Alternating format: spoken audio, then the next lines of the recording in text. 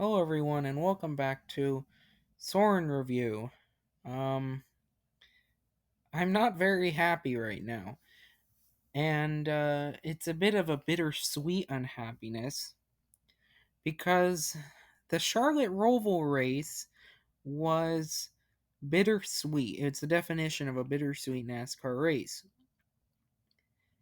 The race itself was, how do I put it? I guess for chaotic races, it sums up 2022's chaotic races pretty well.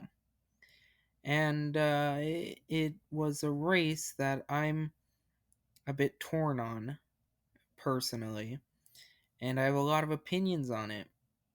Uh, to give some background, it was looking to be a very boring race, if I'm truly honest. Up until the caution that came out with 5 to go, the race was very similar to Road America in that it was very difficult to pass and there was no natural cautions. And really, the only thing that separated this was the playoff drama with Daniel Suarez and Chase Briscoe. Even the what determined the winner, or what was gonna be the winner had it went green to the end, was pit stops.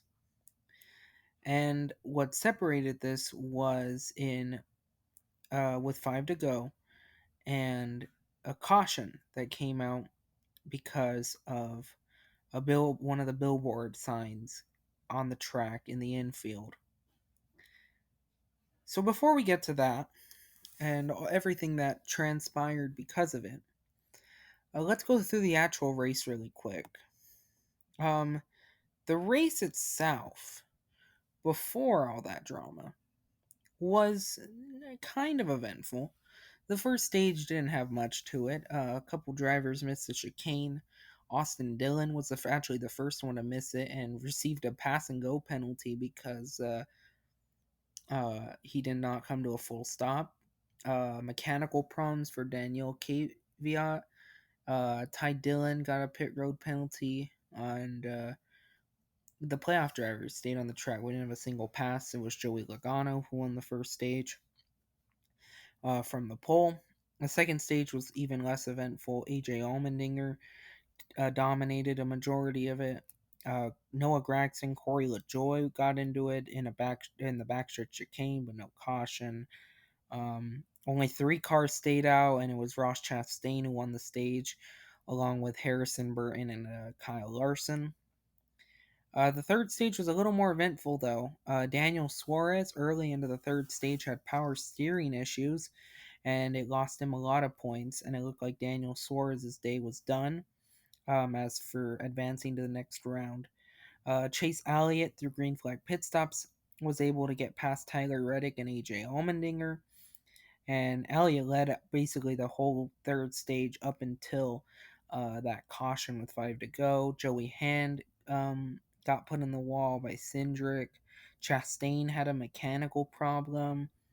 Um, Corey LaJoy spun in the grass because he was trying to pass Suarez, and Suarez got into him. Actually, that conflict between Suarez and LaJoy carried on after the race as they were arguing back and forth. The most notable thing, though, was Kyle Larson, a mechanical problem. He hit the wall around turn 8, the corner before entering onto the bank to turn 1. And Kyle Larson broke a toe link, and it lost him a lot of points. Now, had the caution not come out, it looked like Kyle Larson was going to advance. Nothing wrong with that. But the caution comes out with 5 to go for a sign that I'd argue, was out of the racing groove. Should it have been a caution? That remains to be seen. I think I I don't blame him for throwing the caution, but I'm not one who was a fan of it. And it's a tricky situation. I mean, yeah, I don't really want to touch much on that. However, the restart that transpired because of that caution was chaotic. And that's what really annoys me on these road courses towards the end of these races, is that these drivers get so aggressive, and especially at the Roval, especially at the playoffs. Nobody gives an inch. Nobody breaks early. Nobody has respect. They just bump you out of the way, just run you over. There's just no respect. It doesn't matter if you're the leader or if it's 37th. It's just there's no respect on the racetrack, and it's really sad. It really is that there's just no etiquette on the racetrack with two to go. Um, it really is. You wouldn't do that on an oval, and you probably even wouldn't do that on a short track. So I don't get what makes a road course so different that these drivers think they can just send it on everyone. And it's not just one particular driver. Yeah, there's a few drivers that do it consistently every time we have an overtime on these road courses, but it's everyone. It's I saw it from at least over 15 drivers, and it's unacceptable that we're allowing this, that these drivers can go home after this race and look at themselves and rewatch the tape and say that they're satisfied with some of the moves they made at the end. And it's just, and nothing happens. Nothing happens. These drivers don't fix it, and we'll be back here next season, probably at Coda or uh you know the Indy Road Course or Watkins Glen or whatever road course it is, and it'll happen all over again, and nothing will be learned. So it's this etiquette, this respect that needs to be carried through from beginning to end.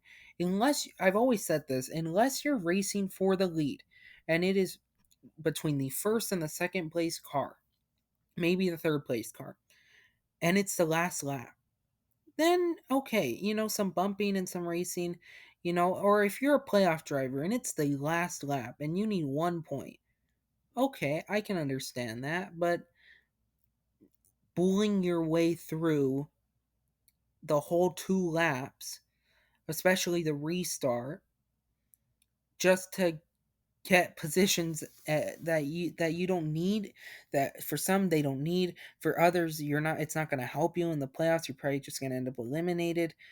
It's dumb. It's really just dumb, and it's really sad to see what this sport has turned into.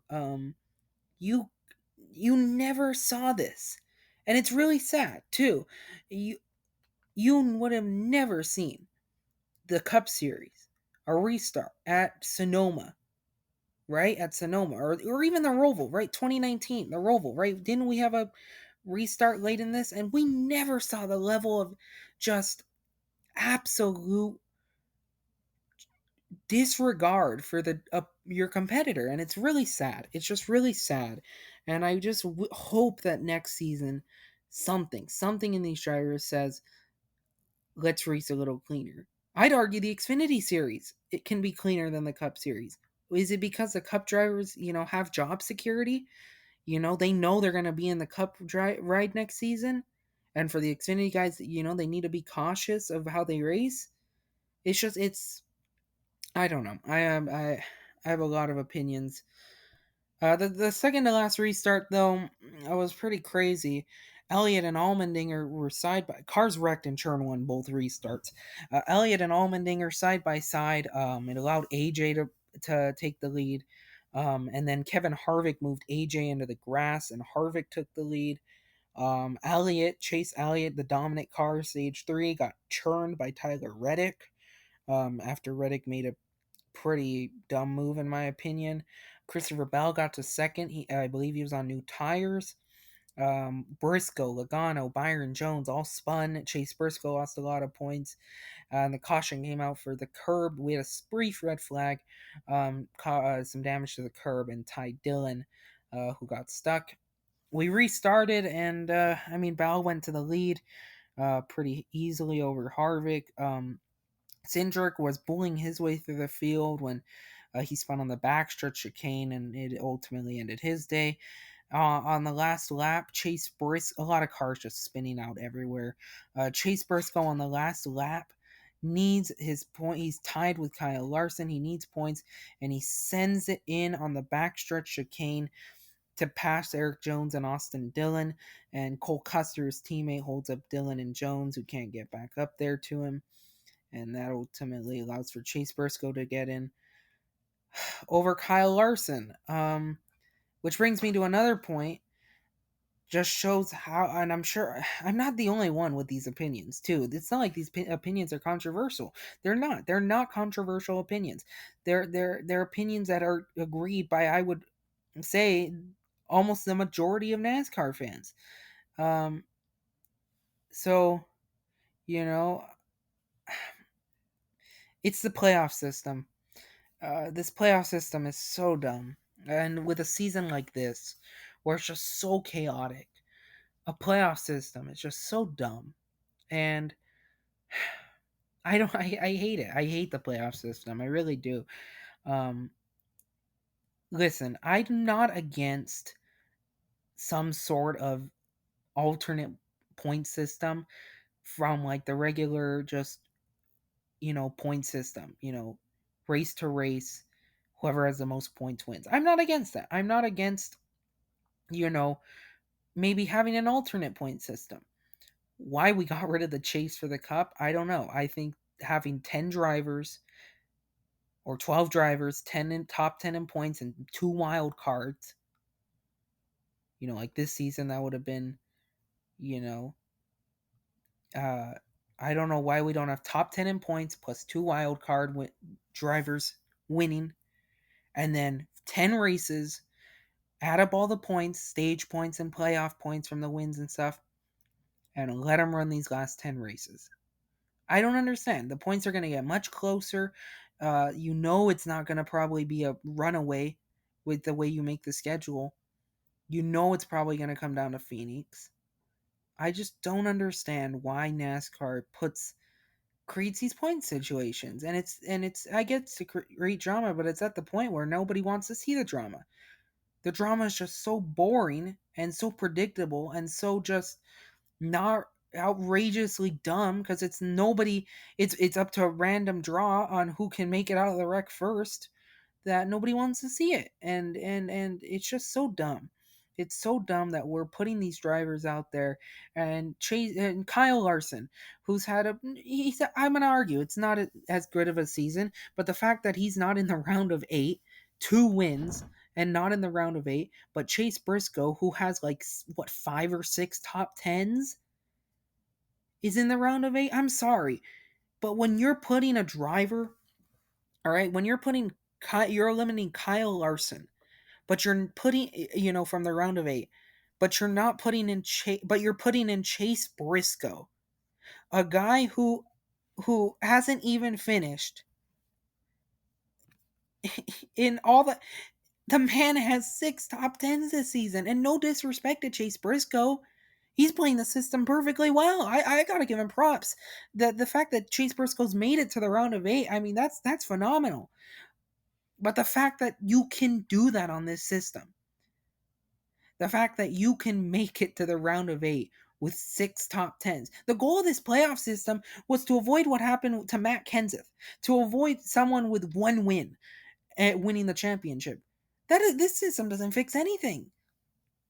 This system is meant to reward people who get wins. Chase Briscoe is in the round of 8 with 6 top 10s and 1 win. Ryan Blaney deserves to be in the round of 8, by the way, but he's got no wins. This playoff system is just so flawed from what even NASCAR wants to intentionally create, and it's just so dumb that we have drivers like Austin Cindric. Cindric has 9 top 10s this season. That's way more deserving than Chase Briscoe. Daniel Suarez, I believe, has more top 10s than Chase Briscoe. Right? Suarez has 12 top 10s. 12 top 10. That's double Chase Briscoe's amount of top 10s. Is it great? No, but it's double the amount of top 10s. But who's in the round of 12? Chase Briscoe. It's just so dumb. And I'm just so upset. And I hope people take what I'm saying and they agree with it. They take my sentiment and they realize what I'm trying to say. And it's so infuriating. There's your top 10. Just so chaotic. I got to give some props. Kevin Harvick, Kyle Busch, good top 5s for them. Justin Haley ran really good today. Um, yeah, I'm just here we are. Here we are. We go to Vegas next week, so at least and Homestead after. So at least we know we'll probably have 2 good races. That's gonna do it though for this video. Remember, you can use code Soren72 to get $5 off shipping on all orders $30 or more when you order from Circle B Diecast. That's code Soren72 at Circle B Diecast when at checkout. Also, follow me on Twitter if you want, at Review Soren. I thank you so much for watching, everyone, for watching this rant, and we'll see you next time. Goodbye, everyone.